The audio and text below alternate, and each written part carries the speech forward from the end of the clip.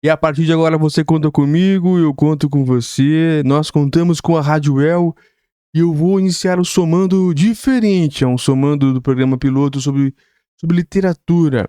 Hoje eu vou ler Antoine de Saint-Exupéry, que é o livro O Pequeno Príncipe, uma obra clássica mundial que todas as vezes que eu leio eu aprendo alguma coisa. E eu vou ler diretamente da tradução original de 1952, da HarperCollins. É simplesmente sensacional. Vamos à leitura sem muitas delongas. No começo, ele faz a seguinte observação a um amigo chamado Leon Vert. Peço perdão às crianças por dedicar este livro a uma pessoa grande. Tem um bom motivo? Essa pessoa grande é o melhor amigo que possuo. Tem um outro motivo. Essa pessoa grande é capaz de compreender todas as coisas, até mesmo os livros de criança. Tenho ainda um terceiro motivo. Essa pessoa grande mora na França e ela tem fome e frio. Ela precisa de consolo. Se todos esses motivos não bastam, eu dedico então este livro à criança que essa pessoa grande já foi. Todas as pessoas grandes foram um dia crianças, mas poucas se lembram disso. Corrijo, portanto, a dedicatória a Leon Vert quando ele era criança. É assim que começa a nossa história. E agora, o capítulo 1 do Pequeno Príncipe, aqui na Rádio El, um especial literatura. Capítulo 1. Certa vez, quando tinha 6 anos, vi num livro sobre Floresta Virgem histórias vividas, uma impressionante gravura. Ela representava uma jiboia engolindo um animal. Eis a cópia do desenho. Dizia o livro, abre aspas, as jiboias engolem sem mastigar a presa inteira. Em seguida, não podem mover-se e dormem os 6 meses de digestão. Fecha. Refleti muito sobre as aventuras da selva e fiz, com lápis de cor, o meu primeiro desenho, o meu desenho número 1. Ele era assim. Mostrei minha obra-prima às pessoas grandes e perguntei se o meu desenho lhes dava medo. Responderam-me: por que um chapéu daria medo? Meu desenho não representava um chapéu. Representava uma jiboia digerindo um elefante. Desenhei então o interior da jiboia, a fim de que as pessoas grandes pudessem entender melhor. Elas têm sempre necessidade de explicações detalhadas. Meu desenho número 2 era assim. As pessoas grandes aconselharam-me a deixar de lado os desenhos de jiboias abertas e fechadas e dedicar-me de preferência à geografia, à história, à matemática, à gramática. Foi assim que abandonei aos 6 anos uma promissora carreira de pintor. Fora desencorajado pelo insucesso do meu desenho número 1 e do meu desenho número 2. As pessoas grandes não compreendem nada sozinhas. E é cansativo para as crianças ficar toda hora explicando. Tive então que escolher uma profissão e aprendi a pilotar aviões. Voei por quase todas as regiões do mundo e a geografia, é claro, me ajudou muito. Sabia distinguir um relance a China e o Arizona. Isso é muito útil quando se está perdido na noite. Desta forma, ao longo da vida, tive vários contatos com muita gente séria. Convivi com pessoas grandes, vi-as bem de perto, e isso não melhorou muito a minha antiga opinião. Quando encontrava uma pessoa, uma que me parecia um pouco esclarecida, fazia a experiência do meu desenho número 1 e sempre conservei comigo. Eu queria saber se ela era, na verdade, uma pessoa inteligente. Mas a resposta era sempre a mesma. É um chapéu. Então eu não falava nem de jiboias, nem de florestas virgens, nem de estrelas. Colocava-me no seu nível, falava de bridge, de golfe, de política, de gravatas. E a pessoa grande ficava encantada de conhecer um homem tão razoável. Capítulo 2. O Pequeno Príncipe, aqui pela Rádio El. Vivi, portanto, só, sem alguém com quem pudesse realmente conversar, até que um dia em que uma pane obrigou-me a fazer um pouso de emergência no deserto do Saara, há cerca de 6 anos, alguma coisa se quebrara no motor, e como não trazia comigo nem mecânico nem passageiros, preparei-me para executar sozinho aquele difícil concerto. Era para mim questão de vida ou morte. A água que eu tinha para beber só dava para 8 dias. Na primeira noite adormeci sobre a areia a quilômetros e quilômetros de qualquer terra habitada. Estava mais isolado que um náufrago num bote perdido no meio do oceano. Imaginem qual foi a minha surpresa quando, ao amanhecer, uma vozinha estranha me acordou e dizia: Por favor, desenha-me um carneiro. O quê? Desenha-me um carneiro. Levantei-me num salto, como se tivesse sido atingido por um raio. Esfreguei bem os olhos, olhei ao meu redor e vi aquele homenzinho extraordinário que me observava seriamente. Eis o melhor retrato que passado algum tempo, consegui fazer dele. Meu desenho é com certeza muito menos sedutor que o modelo. Não tenho culpa. Fora desencorajado aos 6 anos pelas pessoas grandes da minha carreira de pintor e só aprender a desenhar jiboias abertas e fechadas. Olhava para aquela aparição com olhos arregalados de espanto. Não esqueçam que eu me achava a quilômetros e quilômetros de qualquer região habitada. Ora, o meu pequeno visitante não me parecia nem perdido, nem morto de fadiga, nem morto de fome, de sede ou de medo. Não tinha absolutamente a aparência de uma criança perdida no deserto, a quilômetros e quilômetros de qualquer região habitada. Quando finalmente consegui falar, perguntei-lhe: Mas que fazes aqui? E ele repetiu então, lentamente, como se estivesse dizendo algo muito sério: Por favor, desenhe-me um carneiro. Quando o mistério é impressionante demais, a gente não ousa desobedecer. Por mais absurdo que aquilo me parecesse a quilômetros e quilômetros de todos os lugares habitados e com a vida em perigo, tirei do bolso uma folha de papel e uma caneta.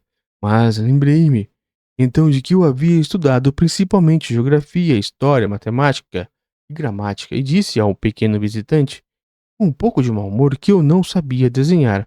Respondeu-me: Não tem importância, desenhe-me um carneiro.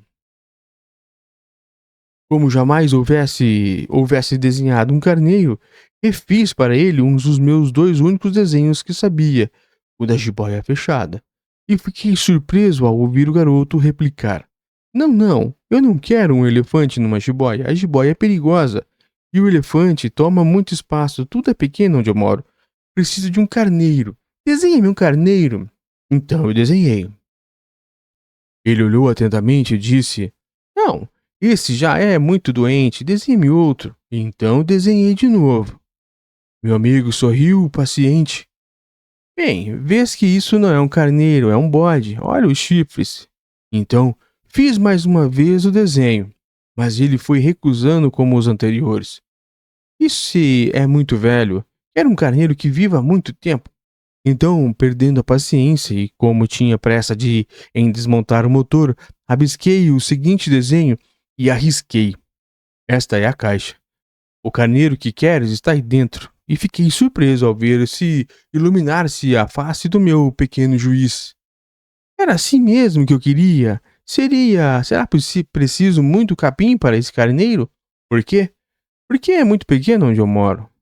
Qualquer coisa chega, eu te dei somente um carneirinho. Inclinou a cabeça sobre o desenho. Não, é tão pequeno assim. Olha, ele adormeceu. E foi assim que conheci um dia o Pequeno Príncipe. Capítulo 2, Capítulo 3. O Pequeno Príncipe.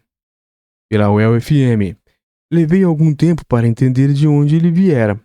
O príncipezinho que me fazia milhares de perguntas parecia nunca escutar as minhas. Palavras pronunciadas ao acaso é o que foram, pouco a pouco, revelando a sua história. Assim, quando viu pela primeira vez meu avião, não vou desenhá-lo aqui, pois acho muito complicado, perguntou-me: Que coisa é aquela? Não é uma coisa, aquilo voa, é um avião, é o meu avião.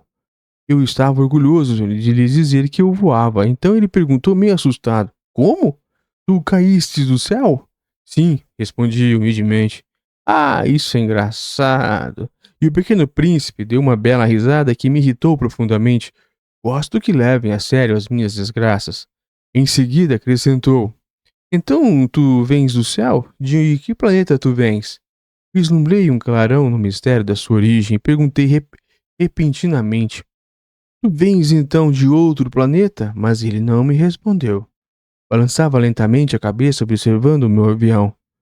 É verdade que nisto aí não pode ter vindo de muito longe. Mergulhou então num pensamento que durou algum tempo, depois, tirando do bolso o meu carneiro, ficou contemplando seu tesouro. Imaginem como eu ficar intrigado com aquela simples menção a outros planetas.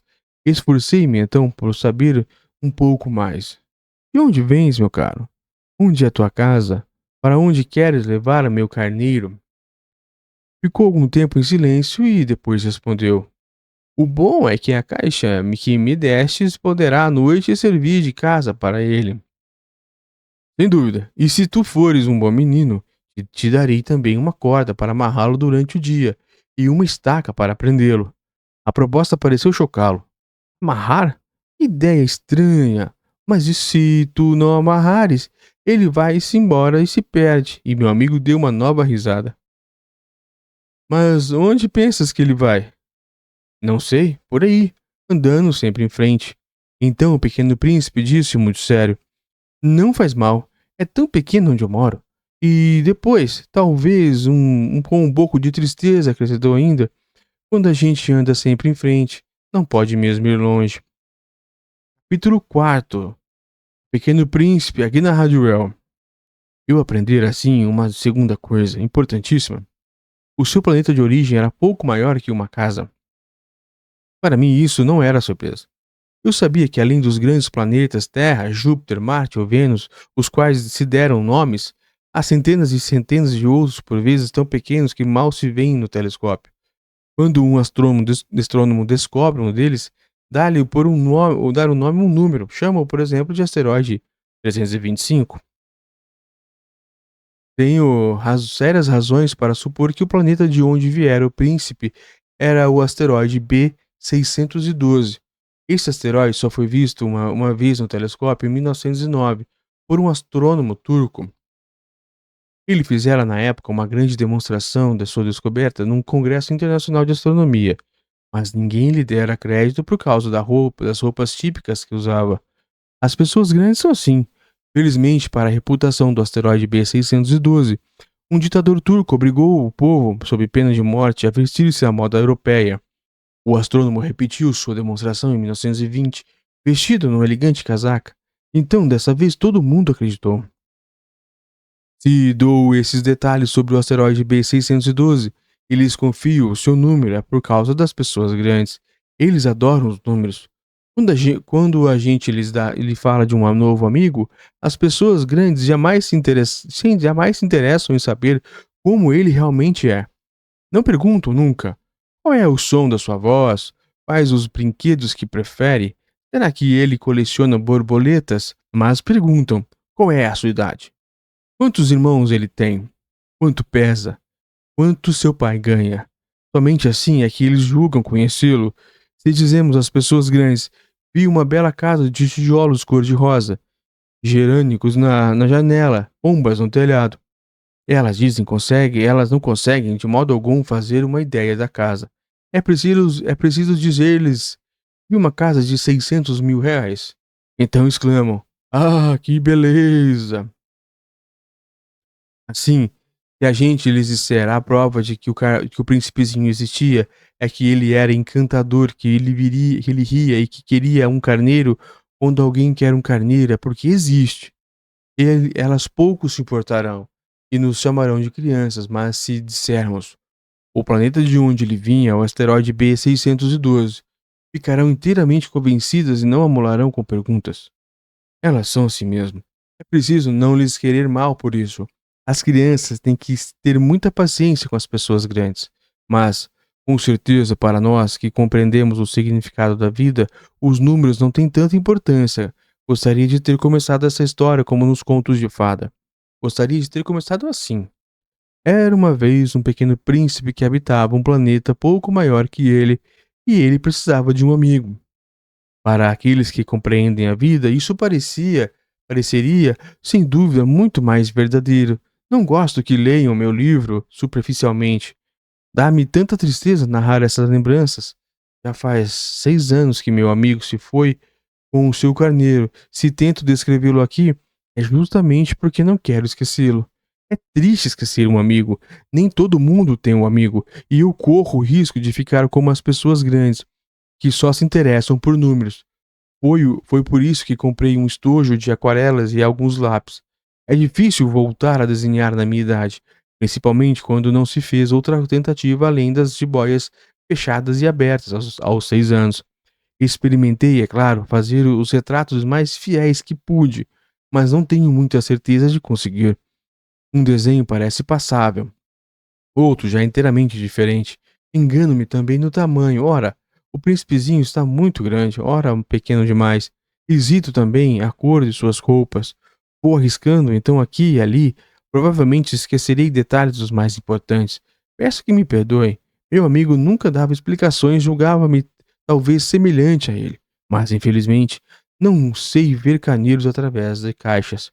Talvez eu seja um pouco como as pessoas grandes. Devo ter envelhecido. Capítulo 5, Pequeno Príncipe, aqui pela Rádio El. Cada dia eu ficava sabendo mais alguma coisa do seu planeta, da partida, da viagem, mas isso devagarzinho, ao acaso das informações colhidas de suas observações. Foi assim que vim a conhecer no terceiro dia o drama dos baobás.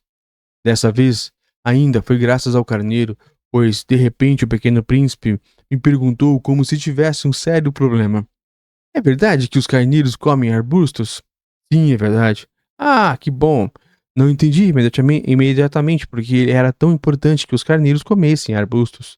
Mas o pequeno príncipe acrescentou: então eles comem também os baobás?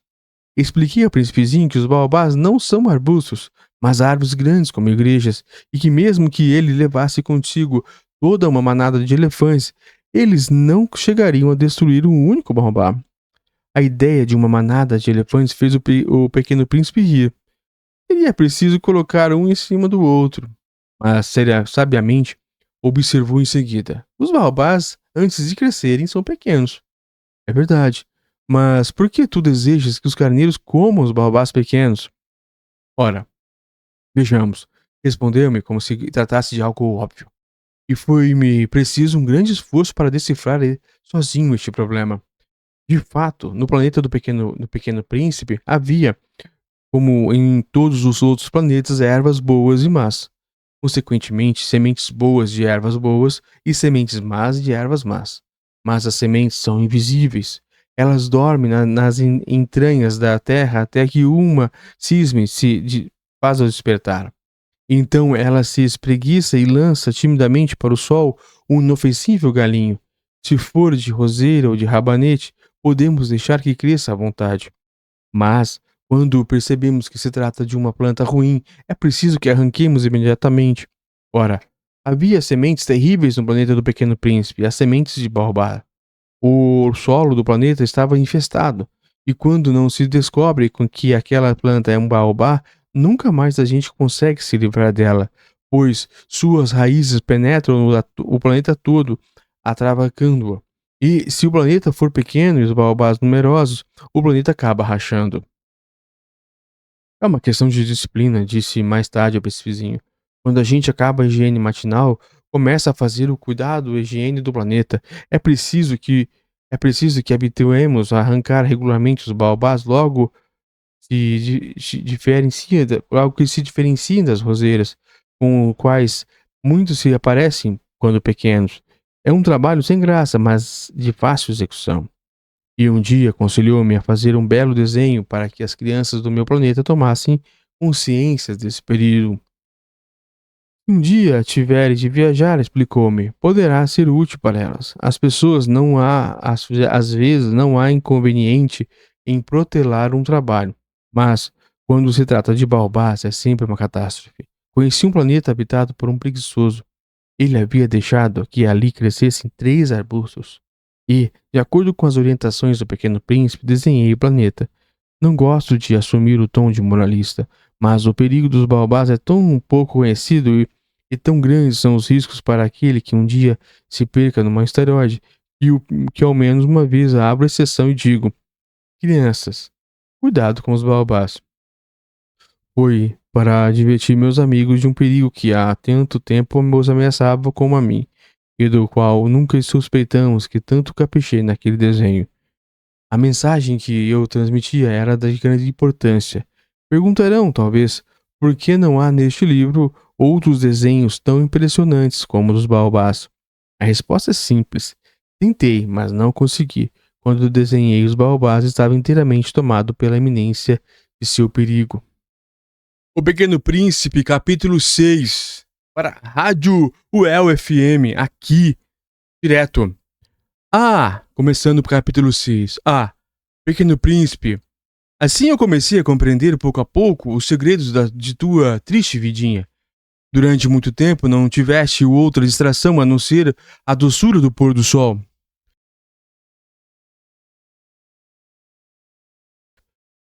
Gosto muito de pôr do sol. Vamos ver um? Mas é preciso esperar. Esperar o quê? Esperar que o sol se ponha. Tu fizeste um ar de surpresa. E logo depois, riste de ti mesmo. Disseste-me: eu imagino sempre estar em casa. De fato, quando é meio-dia nos Estados Unidos, o sol, todo mundo sabe, está se pondo na França. Bastaria poder ir à França num minuto para assistir o pôr do sol. Infelizmente, a França é longe demais, mas no teu pequeno planeta basta apenas recuar um pouco a cadeira e assim contemlavas o crepúsculo todas as vezes que desejavas. Um dia eu vi o sol se pôr 44 vezes e logo depois acrescentaste: quando a gente está muito triste, gosta de admirar o pôr do sol. Estavas tão triste assim no dia em que contemplastes as 48?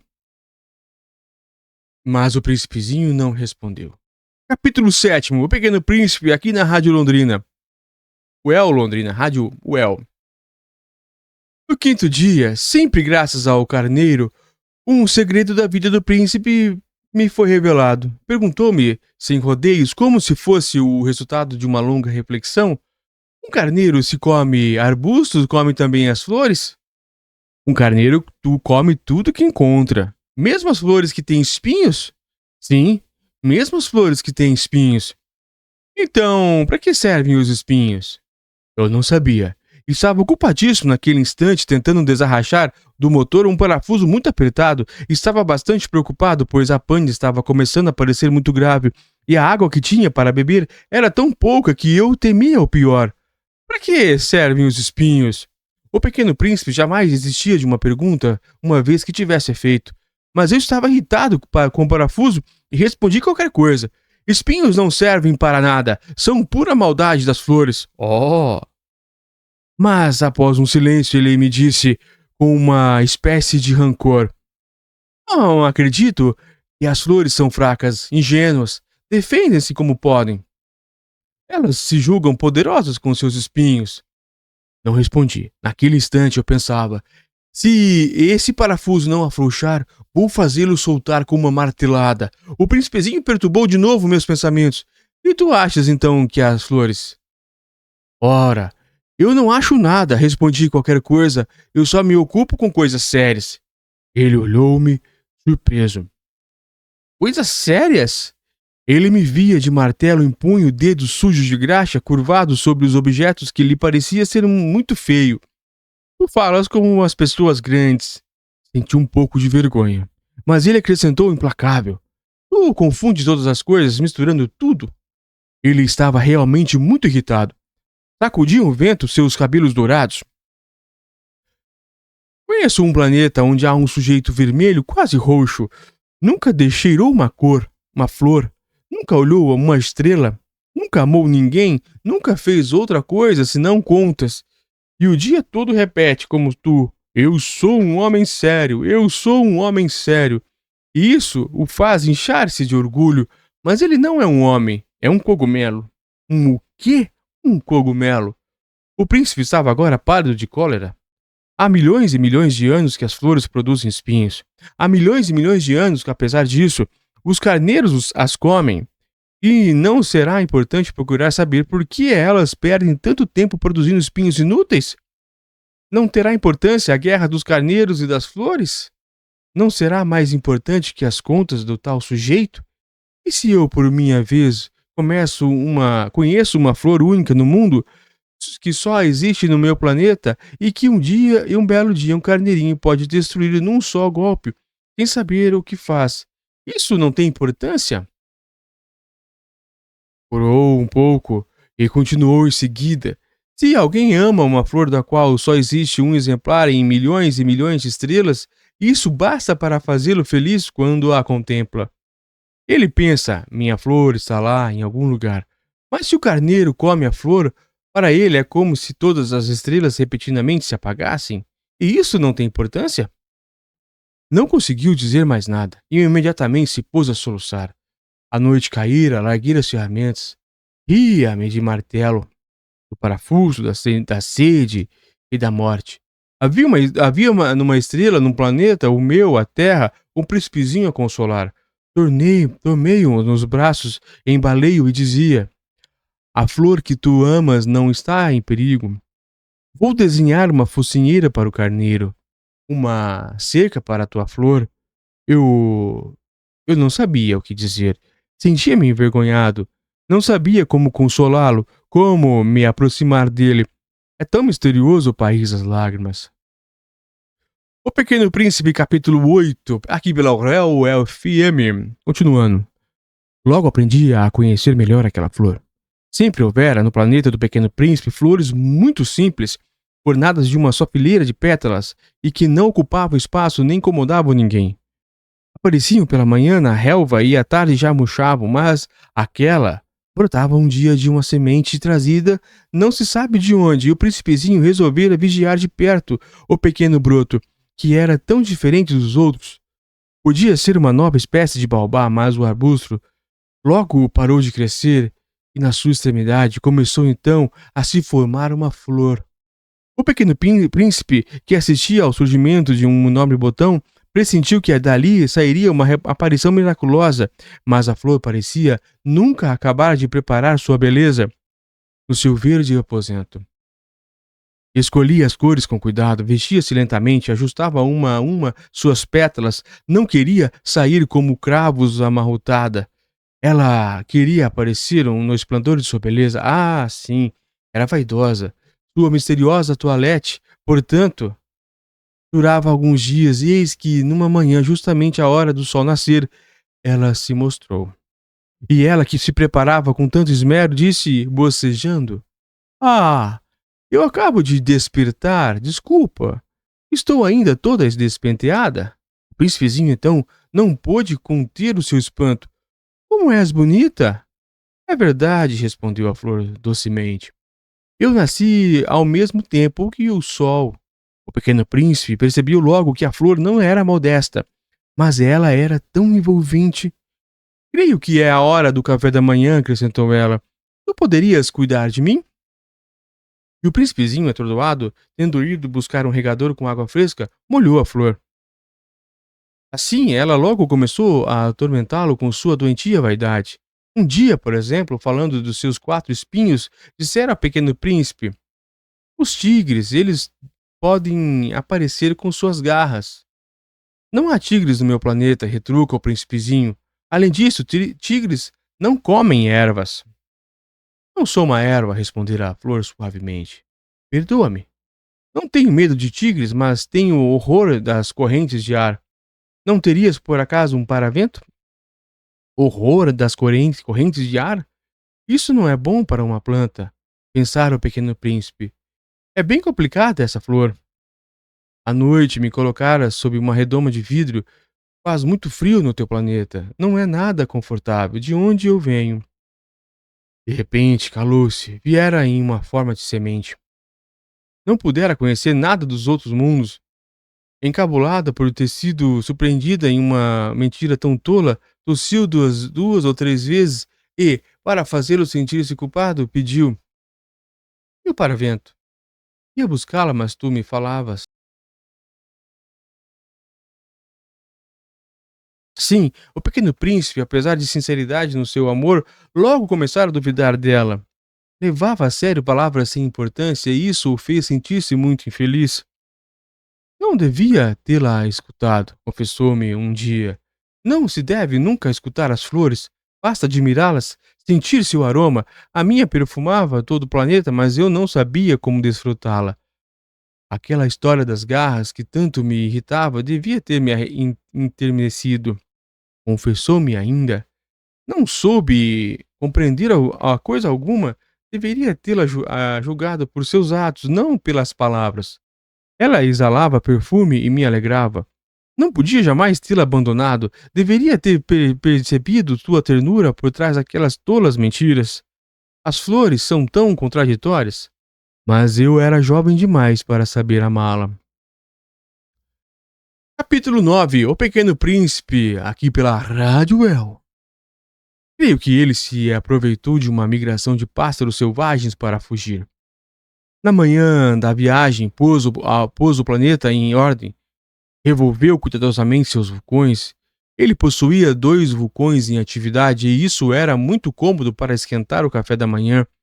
Possuía também um vulcão extinto, mas, como ele dizia, nunca se sabe. Revolveu também o extinto. Se são bem revolvidos, os vulcões queimam lentamente, constantemente sem erupções. As erupções vulcânicas são como fagulhas de lareira. Aqui na Terra somos muito pequenos para revolver os vulcões, por isso é que eles nos causam tanto dano. O Pequeno Príncipe arrancou também, não sem um pouco de tristeza, os últimos rebentos de baobás. Ele pensava em nunca mais voltar. Mas todos esses trabalhos rotineiros pareceram, naquela manhã, extremamente agradáveis. E quando regou pela última vez a flor e se preparava para colocá-la sob a redoma, percebeu que tinha vontade de chorar. Adeus, disse ele à flor, mas a flor não respondeu. Adeus, repetiu ele. A flor tossiu, mas não era por causa do resfriado. Eu fui uma tola, disse finalmente. Peço-te perdão, procura ser feliz. A ausência de censuras o surpreendeu. Ficou parado completamente sem jeito, com a redoma nas mãos. Não conseguia compreender aquela delicadeza. Claro que eu te amo, disse-lhe a flor. Foi minha culpa não perceberes isso, mas não tem importância. Foste tão tolo quanto eu. Tenta ser feliz, larga essa redoma, não preciso mais dela. Mas e o vento? Não estou tão resfriado assim. O ar fresco da noite me fará bem. Eu sou uma flor. Mas os bichos, é preciso que eu suporte 2 ou 3 lavras se quiser conhecer as borboletas. Dizem que são tão belas. Do contrário, quem virá visitar-me? Tu estarás longe.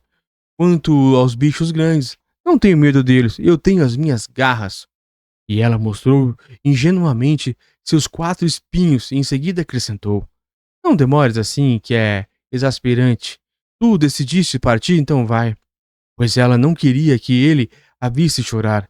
Era uma flor muito orgulhosa. Capítulo 9. O Pequeno Príncipe, aqui na Rádio El. Ele se achava na região dos asteroides 325, 326, 327, 328, 329 e 330. Começou então a visitá-los para dessa forma ter uma atividade e se instruir. O primeiro era habitado por um rei. O rei sentava-se vestido de púrpura e arminho, num trono muito simples, embora majestoso. Ah, eis um súdito! Exclamou o rei ao vir o visitante. E o príncipezinho perguntou a si mesmo: como ele pode reconhecer-me se jamais me viu? Ele não sabia que, para os reis, o mundo é muito mais simples. Todos os homens são súditos. Aproxima-te, para que eu te veja melhor, disse o rei, todo orgulhoso de poder ser rei para alguém. O pequeno príncipe olhou em volta para achar onde sentar-se, mas o planeta estava todo ocupado pelo magnífico manto de arminho. Ficou então de pé, mas como estava cansado, bocejou. É claro, a etiqueta bocejar é contra a etiqueta bocejar na frente do rei, disse o monarca. Eu o proíbo. Não posso evitar, disse o príncipezinho sem jeito. Fiz uma longa viagem e não dormi ainda. Então, disse o rei, eu te ordeno que bocejes. Há anos que não vejo ninguém bocejar. Os bocejos são uma raridade para mim. Vamos, boceja. É uma ordem. Isso me irrita, assim eu não consigo, disse o pequeno príncipe enrusbecido. Respondeu o rei. Então, eu te ordeno, ora bocejas e ora não. Ele gaguejava um pouco e parecia envergonhado, porque o rei fazia questão de que sua autoridade fosse respeitada. Não tolerava desobediência, era um monarca absoluto, mas, como era muito bom, dava ordens razoáveis. Se eu ordenasse, costumava dizer que um general se transformasse numa gaivota, o general não me obedecesse. A culpa não seria do general, seria minha. Posso sentar-me? Perguntou timidamente o princesinho. Eu te ordeno que sentes, respondeu o rei, e puxou majestosamente um pedaço do seu manto de arminho. Mas o pequeno príncipe estava espantado. O planeta era minúsculo. Sobre quem reina o rei? Majestade, eu vos peço perdão por ousar interrogar-vos. Eu te ordeno que me interrogues, apressou-se o rei a dizer. Majestade, sobre quem reinas? Sobre tudo, respondeu o rei, com grande simplicidade. Sobre tudo? O rei, com um gesto simples, indicou-se o planeta, os outros planetas e também as estrelas. Sobre tudo isso? Sobre tudo isso, respondeu o rei. Pois ele não era apenas um monarca absoluto, era também um monarca universal. E as estrelas vos obedecem? Sem dúvida, disse o rei. Obedecem prontamente. Eu não tolero indisciplina. Tanto poder maravilhou o pequeno príncipe. Se ele fosse detentor desse poder, teria podido assistir não a 44, mas a 72, ou mesmo a 100, ou mesmo a 200 pôres do sol no mesmo dia, sem precisar nem mesmo afastar a cadeira, e como se sentisse um pouco triste ou pesar no seu pequeno planeta abandonado, ousou solicitar ao rei uma graça. Eu desejava ver o pôr do sol. Fazei-me esse favor, ordenai o sol que se ponha.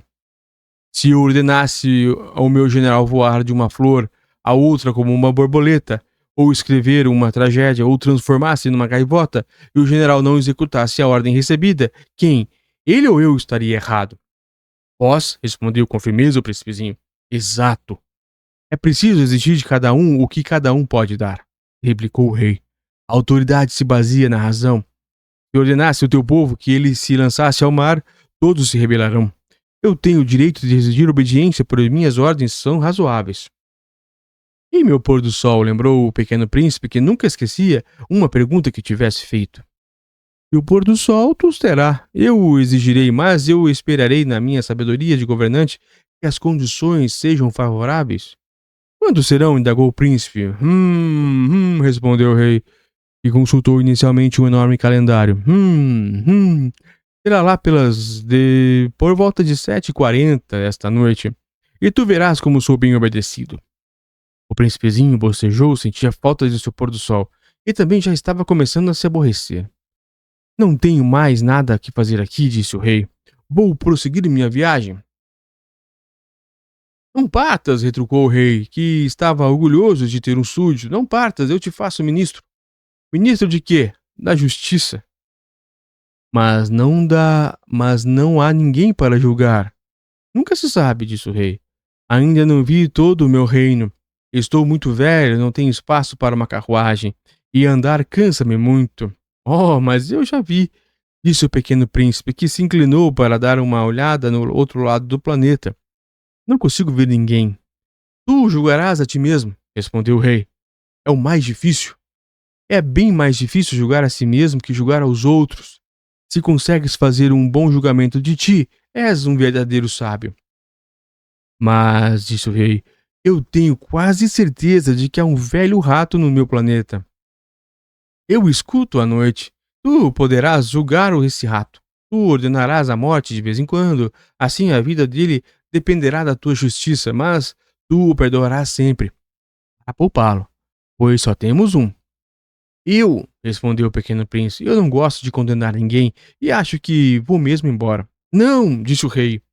Mas o príncipezinho, tendo terminado os preparativos, não quis afligir o velho monarca. Se Vossa Majestade deseja ser prontamente obedecido, poderá dar-me uma ordem razoável. Poderia ordenar-me, por exemplo, que partisse em menos de 1 minuto. Parece-me que as condições são favoráveis. Como o rei não disse nada, o príncipe hesitou um pouco e depois suspirou e partiu. Eu te faço meu embaixador, apressou-se o rei a ingretar. E um par de grande autoridade.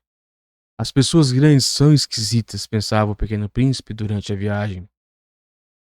Capítulo 11. O Pequeno Príncipe, aqui na Rádio El. O segundo planeta era habitado por um vaidoso.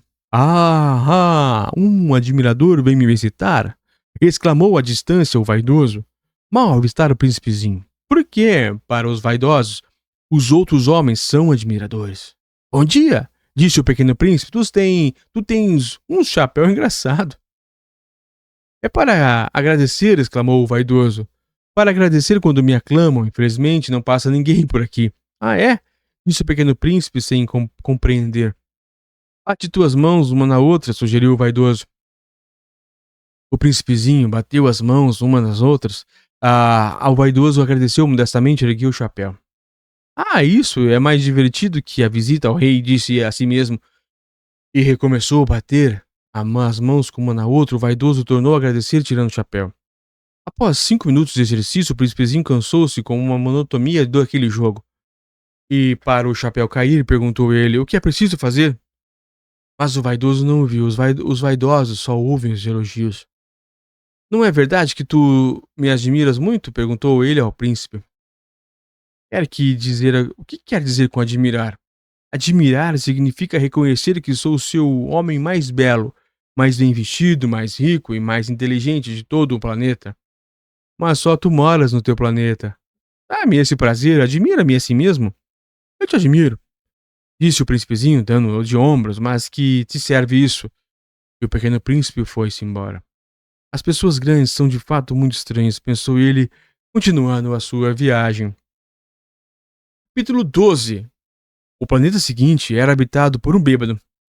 Esta visita foi muito curta, mas deixou o príncipezinho mergulhado numa profunda tristeza. Fazes aqui? Perguntou ele ao bêbado, que se encontrava silenciosamente acomodado diante de inúmeras garrafas vazias e diversas garrafas cheias. Eu bebo, respondeu com ar triste. Por que bebes? Perguntou-lhe o pequeno príncipe. Para esquecer. Esquecer?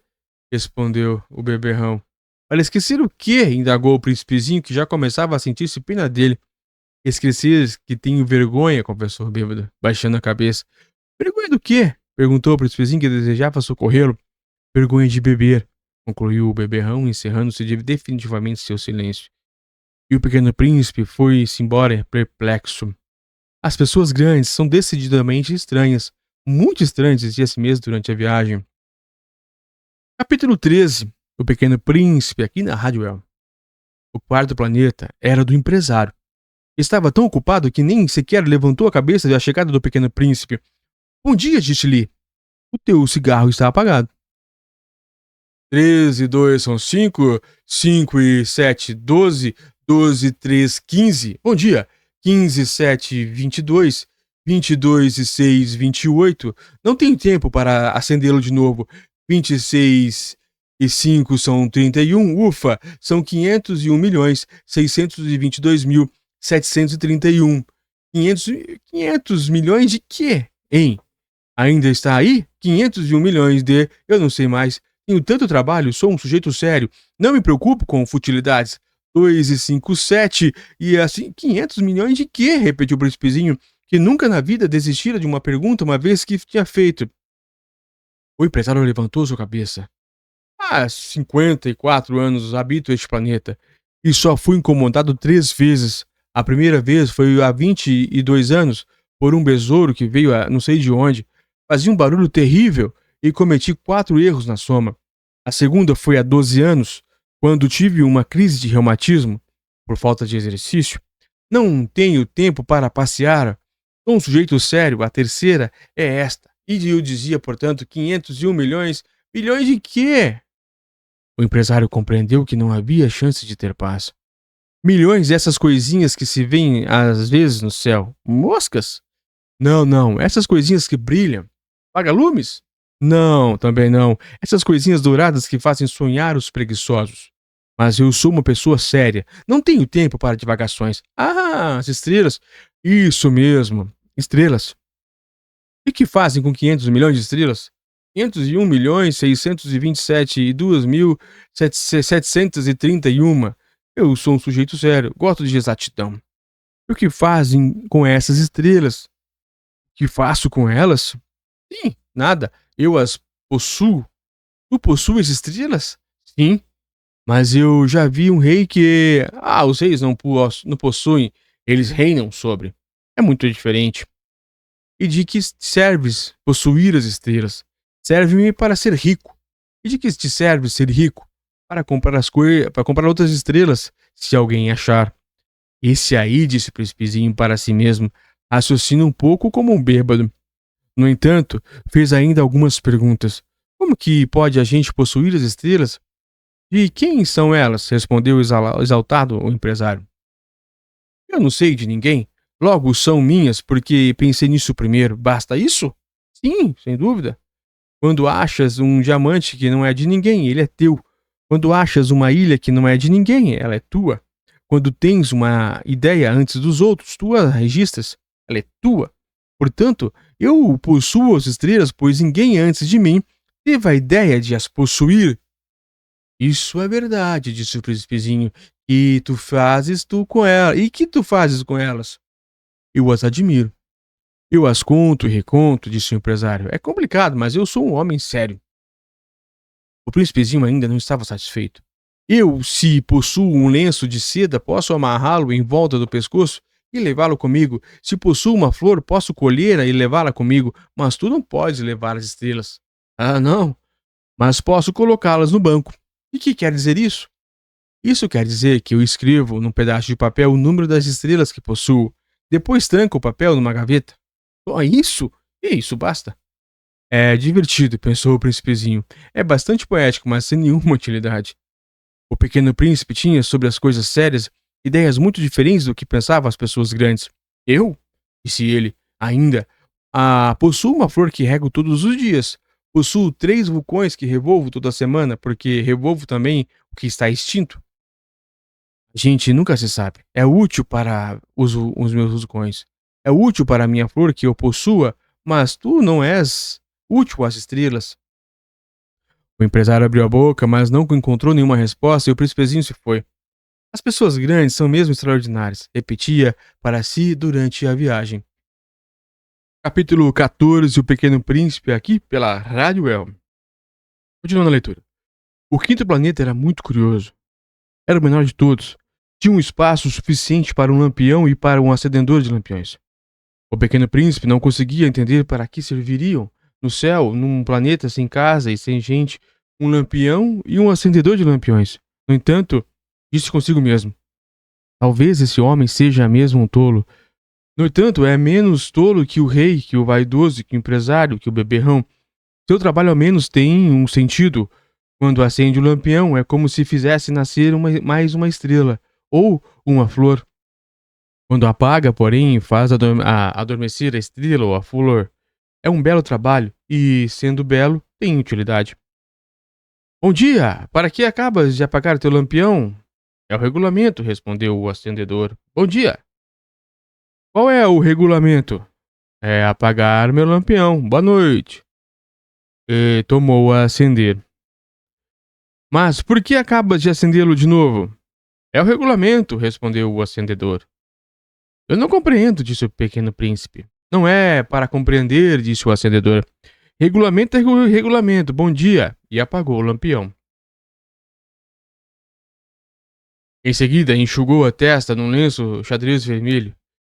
Eu executo uma tarefa difícil. No passado era mais sensato, apagava de manhã e acendia à noite. Tinha o resto do dia para descansar, toda a noite para dormir.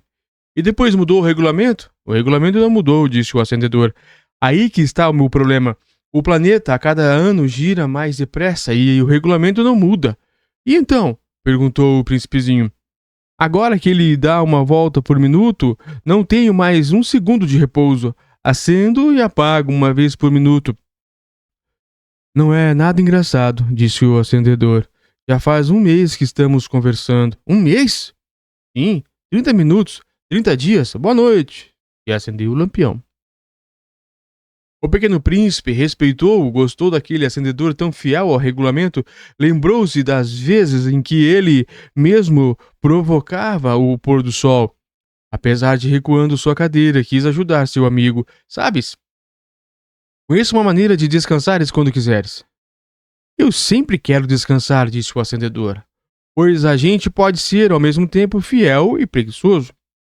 E o príncipezinho prosseguiu. Teu planeta é tão pequeno que podes, com 3 passos, contorná-lo, basta andares bem lentamente, que de modo ficares sempre ao sol. Quando desejares descansar, tu caminharás, e o dia durará o tempo que quiseres. Isso não adianta muito, disse o acendedor. O que eu gosto mais na vida é dormir. Então não há solução, disse o príncipe. Não há solução, disse o acendedor. Bom dia. E apagou o lampião.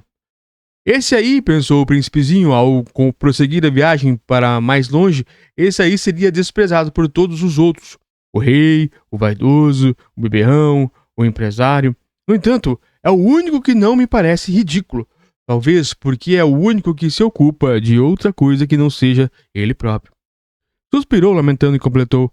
Era o único com quem eu poderia ter feito amizade. Mas seu planeta é mesmo pequeno demais. Não há lugar para nós dois. O que o pequeno príncipe não ousava admitir é que lamentava partir daquele planeta abençoado com 1440 pores do sol a cada 24 horas. O Pequeno Príncipe, capítulo 15. Rádio UEL FM. Continuando. O sexto planeta era 10 vezes maior. Era habitado por um velho que escrevia em livros enormes.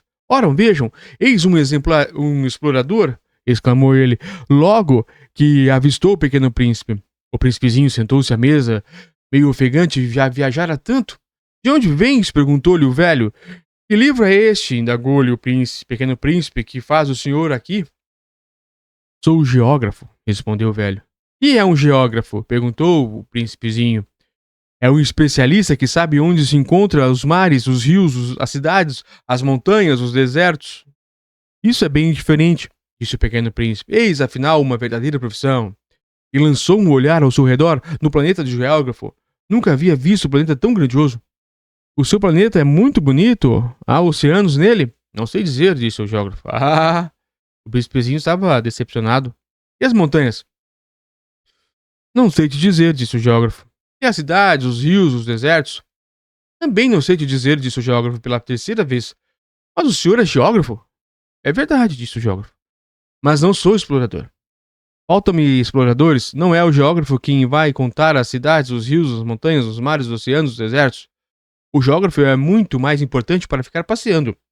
Nunca abandona sua escrivaninha, mas recebe os exploradores, interroga-os e anota seus relatos de viagem enquanto algum lhe parece mais interessante. O geógrafo faz um inquérito sobre a moral do explorador. Por quê? Porque o explorador que mentisse produziria catástrofes nos livros de geografia, assim como um explorador que bebesse demais. Por quê? Perguntou novamente o Pequeno Príncipe. Porque os bêbados vêm dobro. Então o geógrafo anotaria 2 montanhas onde na verdade só há uma. Conheço alguém, disse o príncipezinho, que seria um mau explorador. É possível. Pois bem, quando a moral do explorador parece boa, faça uma investigação sobre a sua descoberta. Vai-se vê-la? Não, seria muito complicado.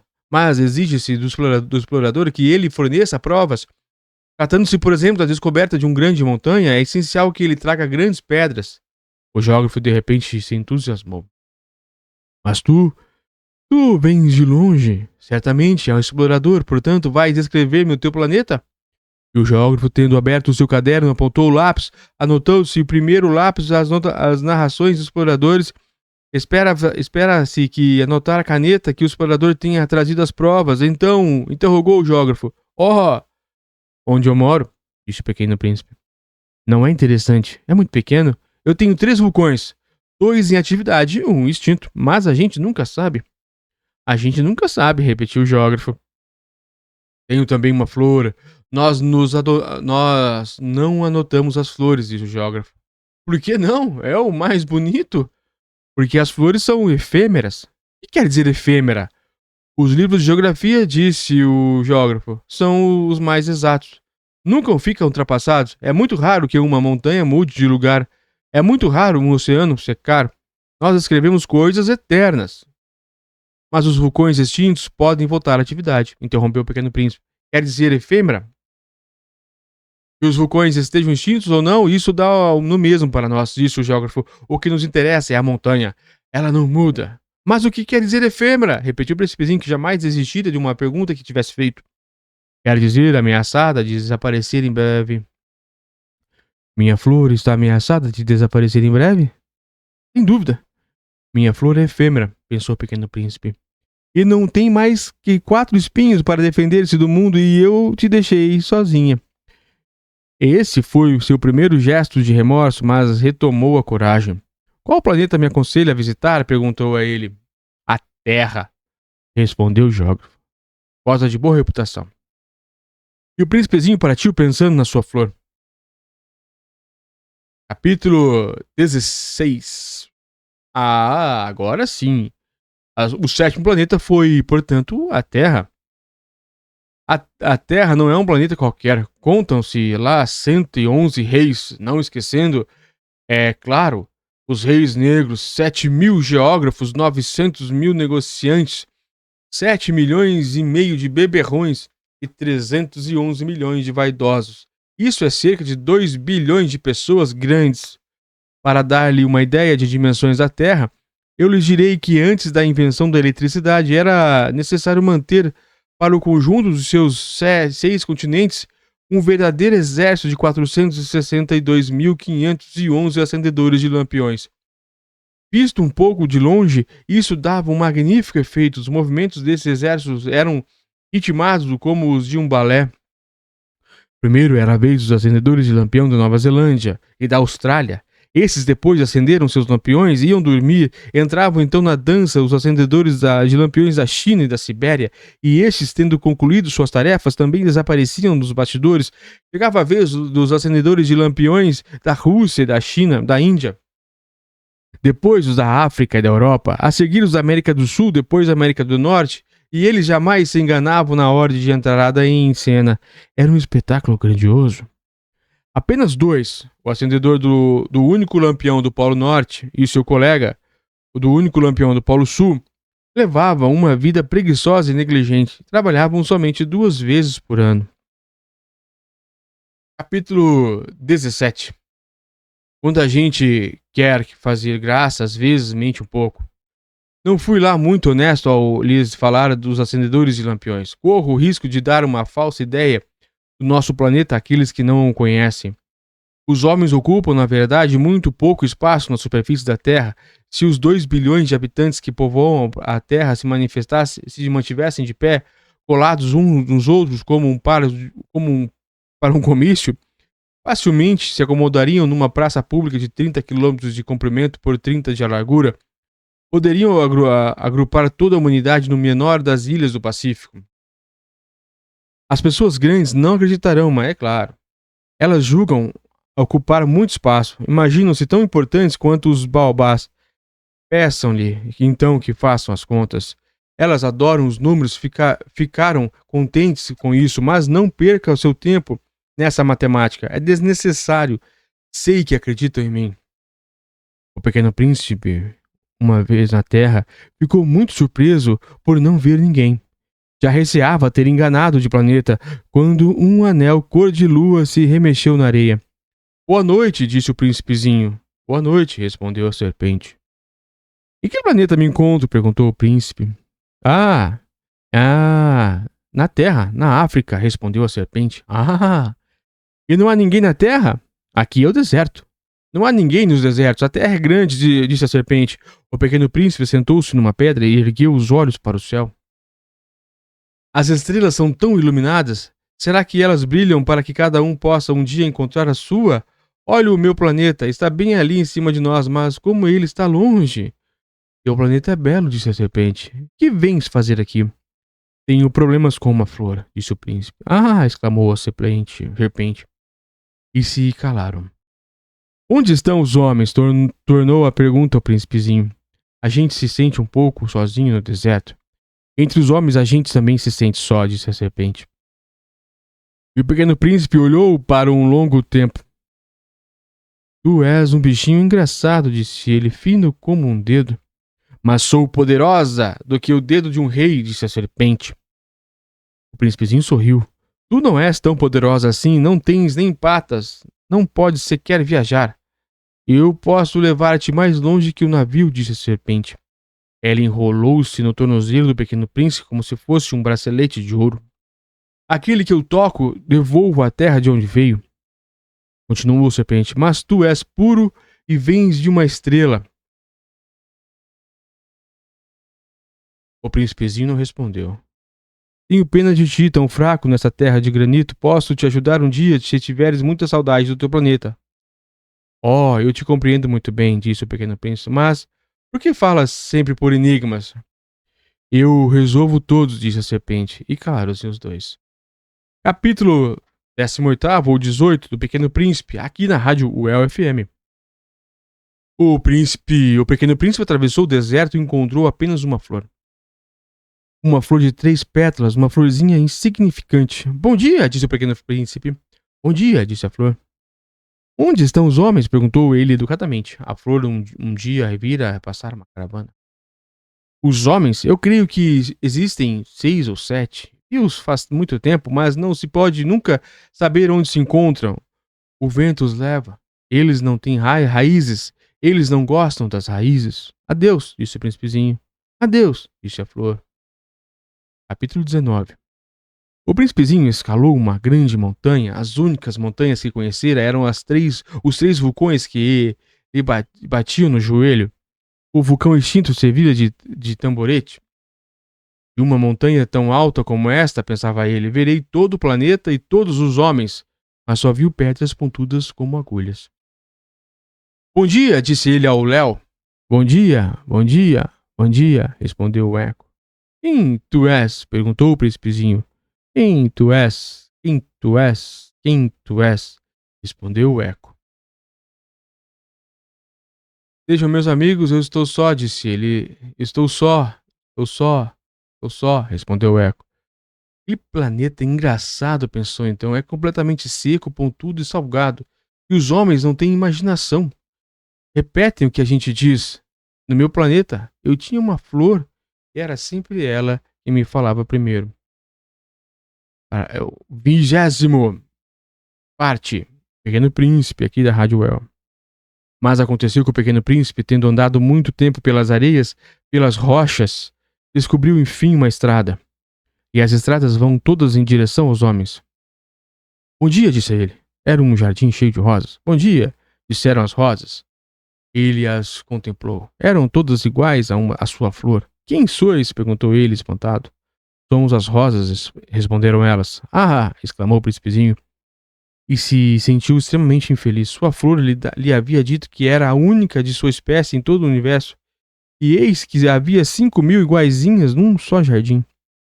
Ele teria se envergonhado. Ela teria se envergonhado, pensou ele, se visse isto.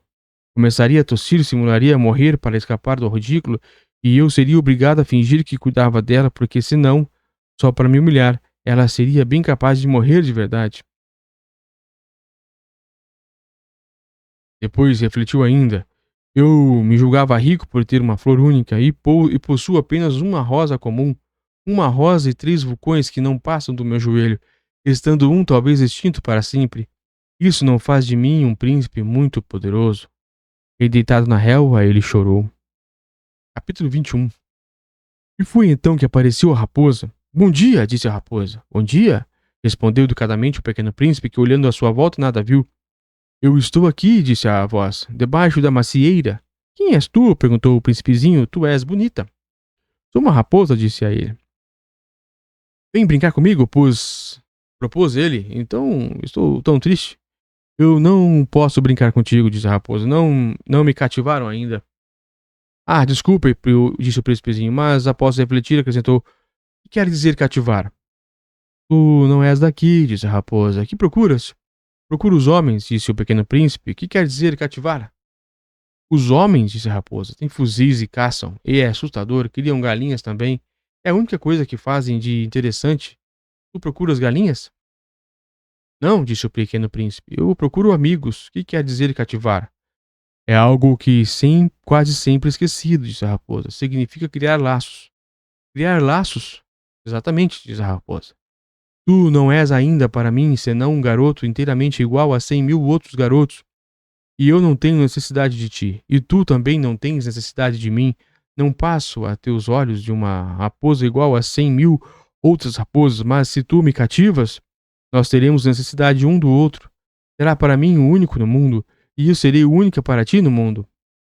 Começa a compreender, disse o pequeno príncipe. Existe uma flor, creio eu, que ela me cativou. É possível, disse a raposa. Vê-se tanta coisa na terra. Oh, não foi na terra, disse o príncipezinho. A raposa parece intrigada num outro planeta, sim.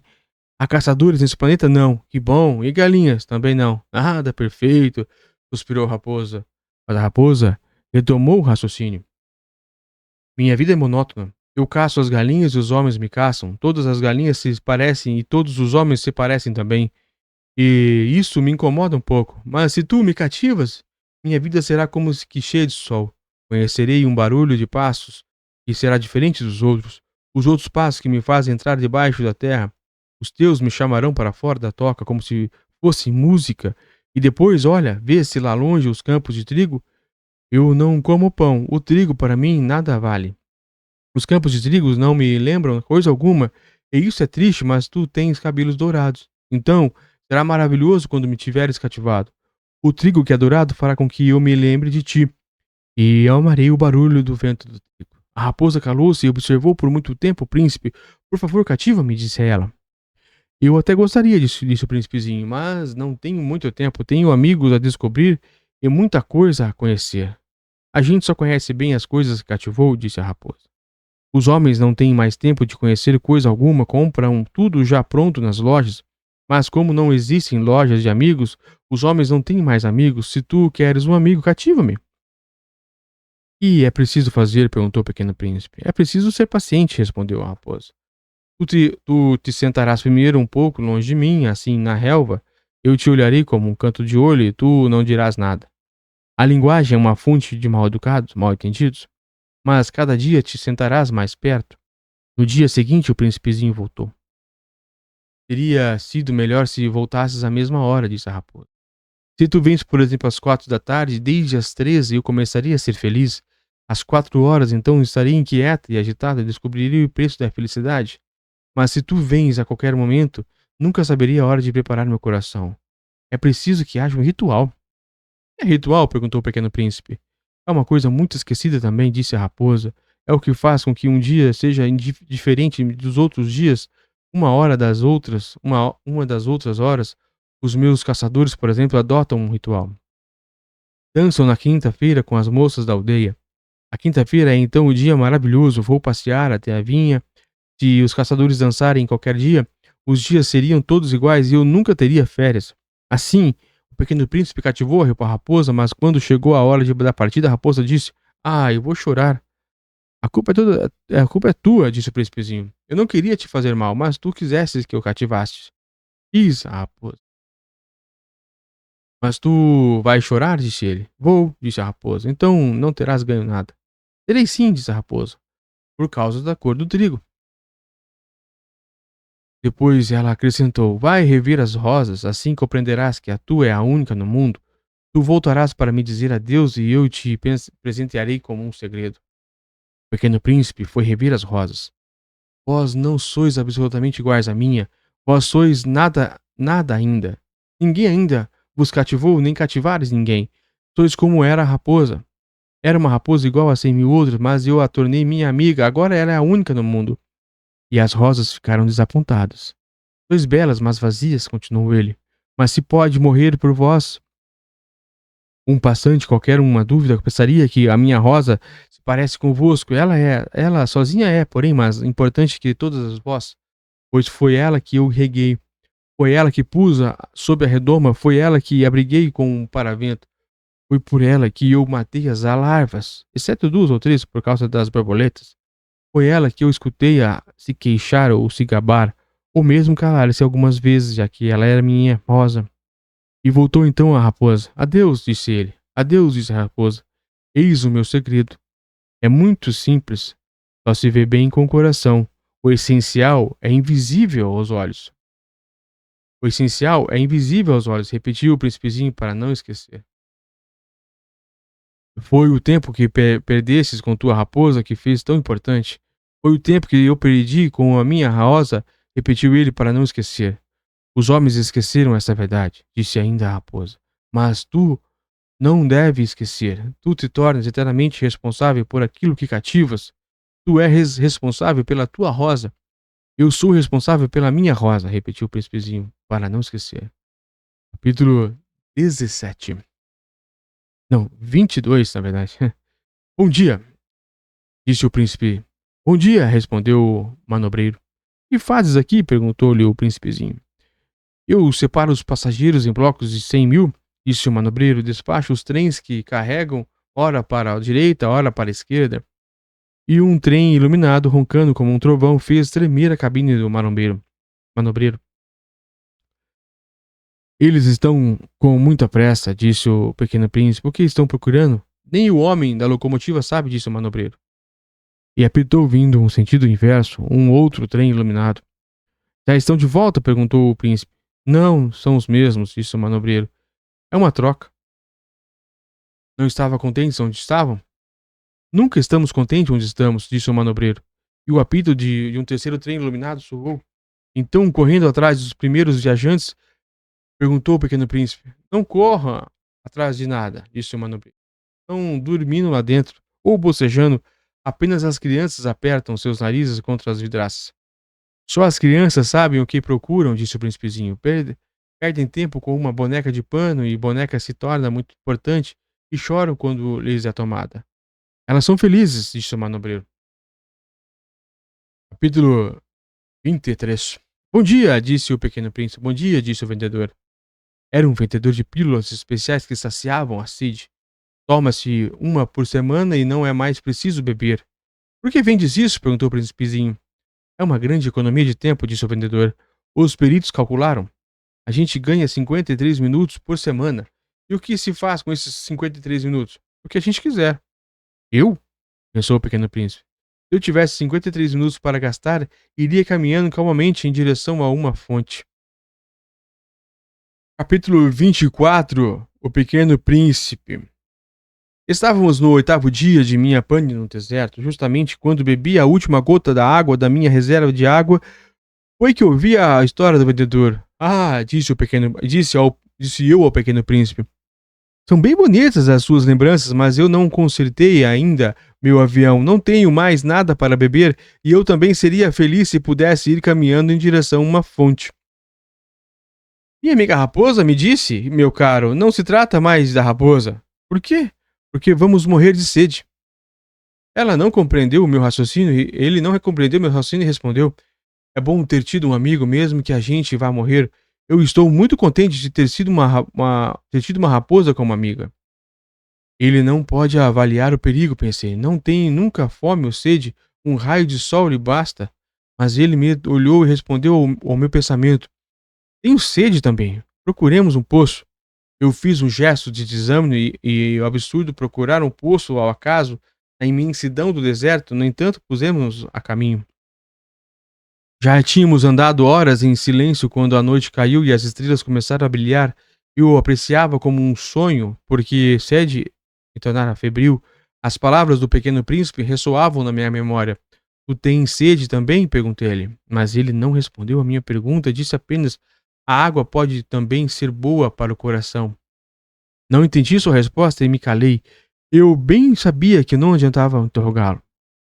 Ele estava cansado, sentou-se, sentei-me junto a dele e pôs numa pausa. Ele disse ainda: as estrelas são belas por causa de uma flor que não se pode ver. Eu respondi: é verdade, e mantendo-me em silêncio, fixei os olhos nas ondulações da areia iluminada pela lua. O deserto é belo, acrescentou. E era verdade. Eu sempre amei o deserto. A gente se senta numa duna de areia, não vê nada, não escuta nada. De repente, alguma coisa irradia no silêncio. O que torna belo o deserto, disse o príncipezinho, é que ele esconde um poço em algum lugar. Fiquei surpreso por compreender de repente uma misteriosa irradiação da areia. Quando eu era pequeno, morava numa casa antiga e dizia as lendas que ali foram enterrados num tesouro. Ninguém jamais conseguiu descobri-lo, nem talvez o tenha procurado, mas isso encantava a todos. Minha casa escondia um tesouro no fundo do seu coração. Sim, respondi ele. Quer seja a casa, as estrelas ou o deserto, o que se torna belos é invisível. Estou contente, disse ele, que estejas de acordo com a minha raposa.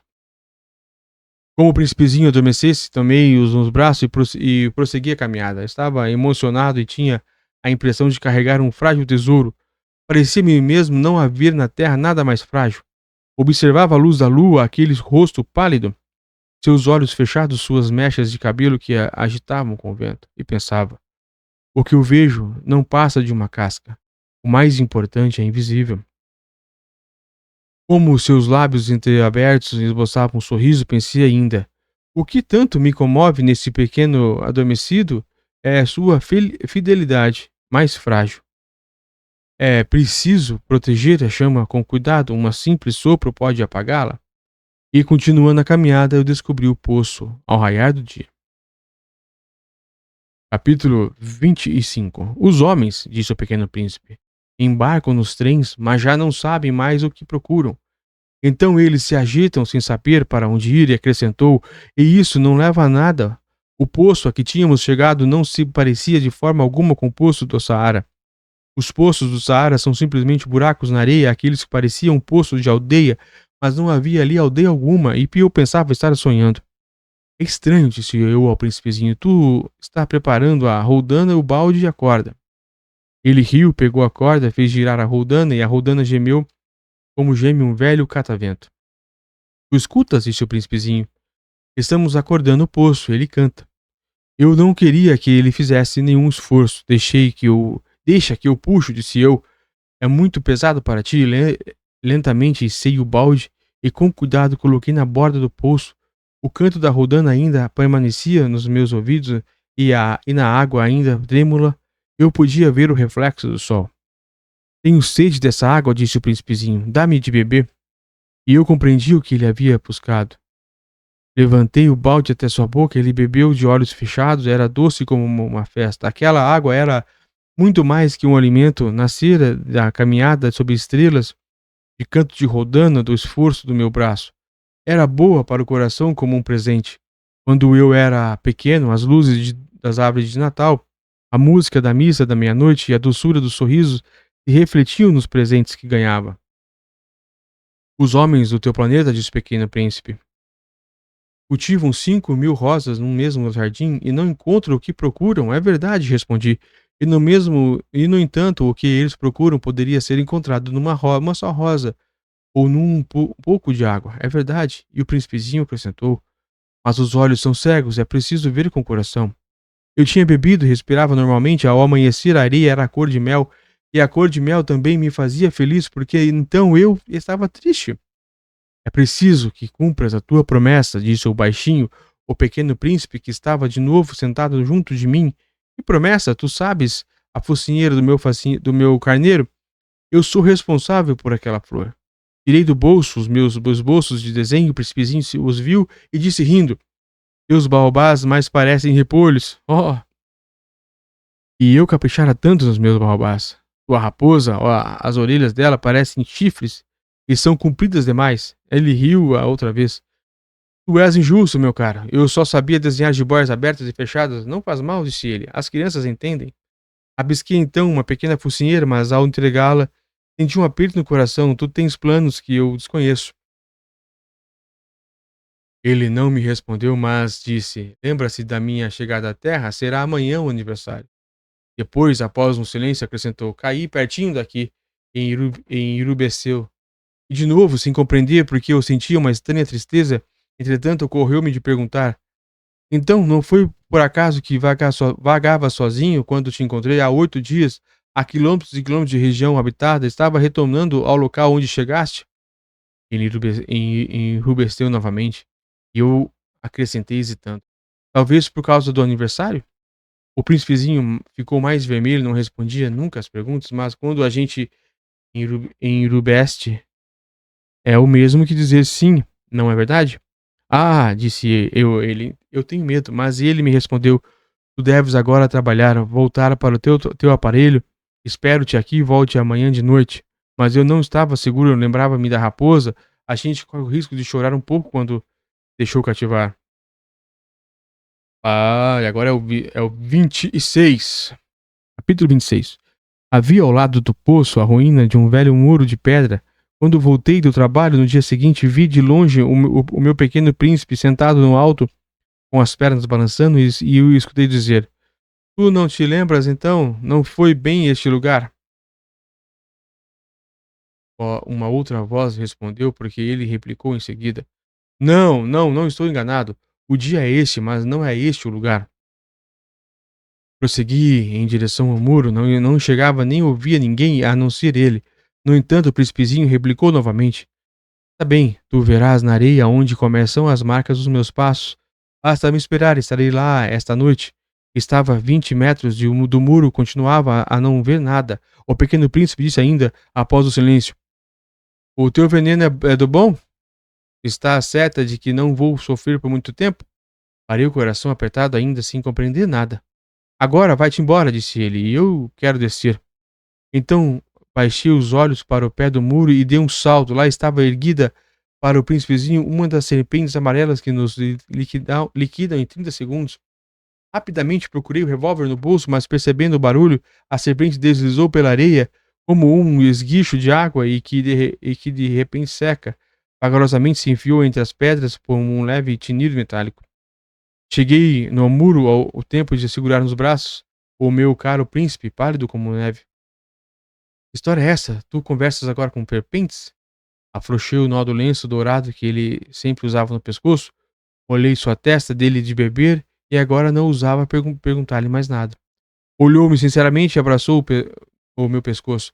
Senti o seu coração bater de encontro ao meu, mas de um pássaro morrendo, atingido por um tiro. Ele me disse: Eu estou contente de teres consertado o defeito da tua máquina.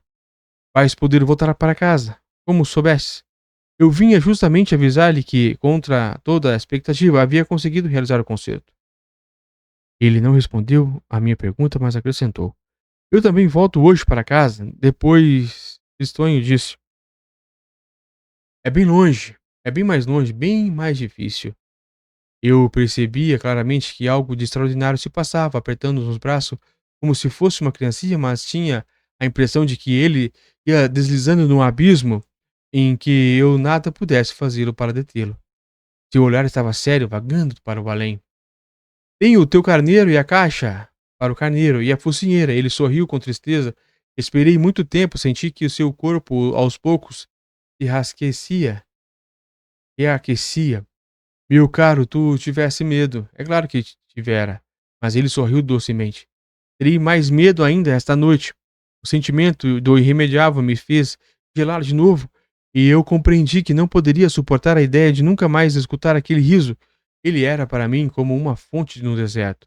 Meu caro, eu quero ainda escutar o teu riso, mas ele me disse: já faz já faz já um ano essa noite. Minha estrela está exatamente sobre o lugar onde cheguei no ano passado. Meu caro, essa história de serpente de encontro marcado de estrela não passa de um pesadelo, não é mesmo? Mas ele não respondeu à minha pergunta e disse: O que é importante não se vê. Sim, eu sei, mas é como a flor. Se tu amas uma flor que se acha numa estrela, é bom de noite olhar o céu. Todas as estrelas estarão floridas. É verdade. E como a água, aquela que me deste para beber, parecia música por causa da rodana e da corda, lembras como era boa? Sim, lembro. À noite tu olharás as estrelas, aquela onde eu moro, é muito pequena para o que eu possa te mostrar. É melhor assim. Minha estrela será para ti qualquer uma das estrelas. Assim gostarás de olhar todas elas, serão todas tuas amigas e também lhe darei um presente. Ele riu outra vez. Ah, meu caro, meu querido amigo, como eu gosto de ouvir esse riso. Pois a ele o meu presente será como a água. O que quer dizer? As pessoas veem estrelas de maneiras diferentes. Para aqueles que viajam, as estrelas são guias. Para outros, elas não passam de pequenas luzes. Para os sábios, elas são problemas. Para o empresário, elas são ouro. Mas todas essas estrelas se calam. Tu, porém, terás estrelas como ninguém nunca teve. Queres dizer, quando olhares o céu à noite, eu estarei habitando uma delas, e de lá estarei rindo, então será para ti como se todas as estrelas rissem. Dessa forma, tu, e somente tu, terás estrelas que sabem rir.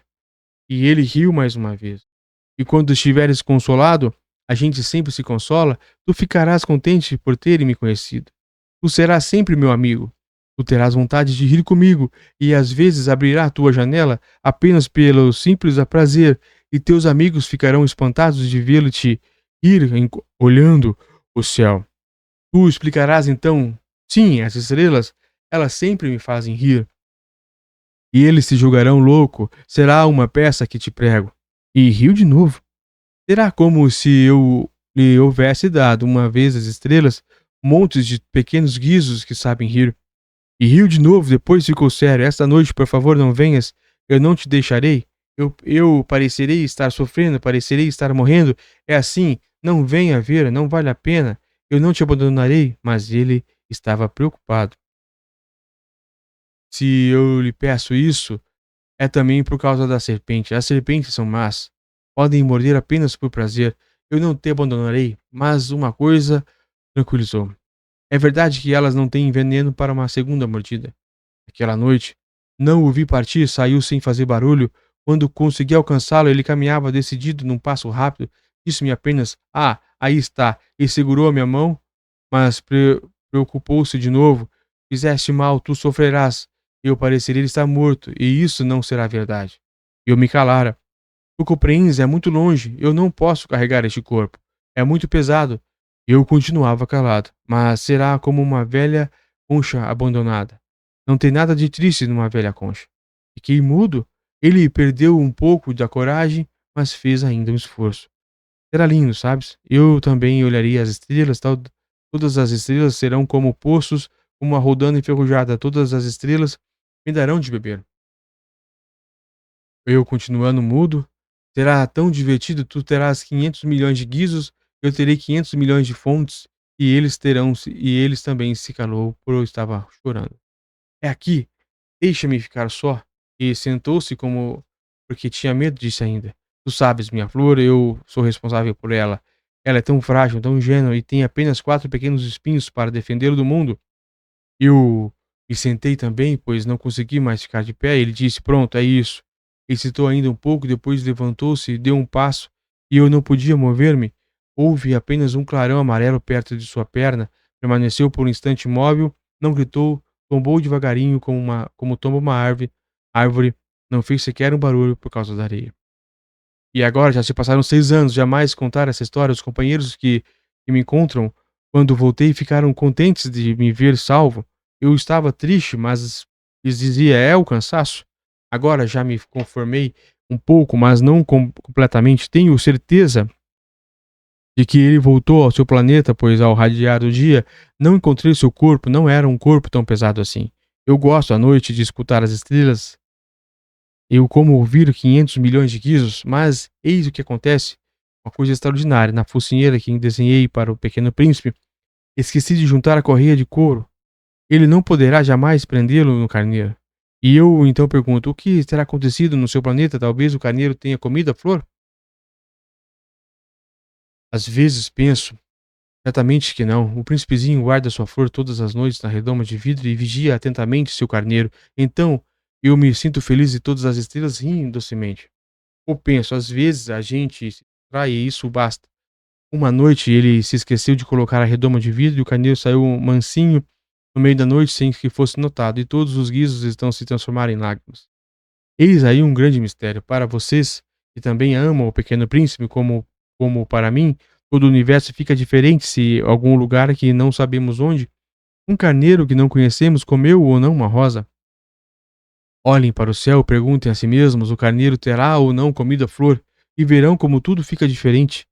E nenhuma outra pessoa grande jamais entenderá que isso possa ter importância. Esta é, para mim, a mais bela e triste passagem do mundo. É a mesma da página anterior, mas desenhei de novo para mostrá-la bem. Foi assim que o Pequeno Príncipe desapareceu na Terra e depois desapareceu. Assim, atentamente, essa paisagem, para que estejam certos de reconhecê-la, e viajarem um dia para a África através do deserto, e se passarem por ali, eu lhes peço que não tenham pressa e esperem um pouco bem debaixo da estrela. De repente, um menino vem ao encontro de vocês, e ele ri, e ele tem cabelos dourados, e se não responde quando é perguntado, adivinharão quem ele é. Façam-me então um favor, não me deixem tão triste, escrevam-me depressa dizendo que ele voltou. Fim do Pequeno Príncipe, este grande livro, aqui pela UEL FM. Eu espero vocês em outros livros. Eu aguardo aí notas e também que vocês mandem para nós qual livro devemos ler, esses mais curtos, que podemos ler em 2, 3 horas, e é simplesmente sensacional. Obrigado a todos.